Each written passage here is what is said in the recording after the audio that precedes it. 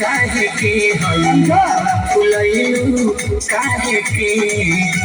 हो रही से बोलना देखलू हमके कृपा तर जैसा दाती से बदल हो रात है भोलिया होता मातर जैसा भीले में कल नहीं लोलिया होता मातर जैसा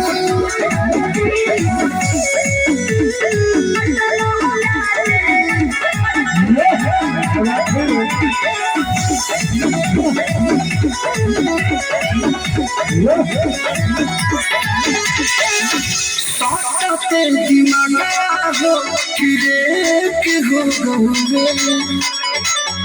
रात के पनहरिया में मिसके हो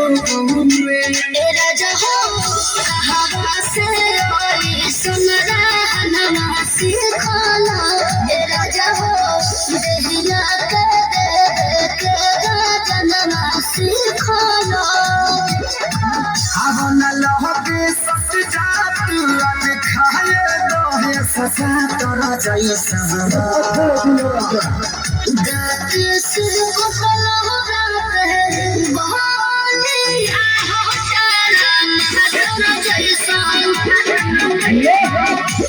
भीले में नहीं लोलिया होता मातर जैसा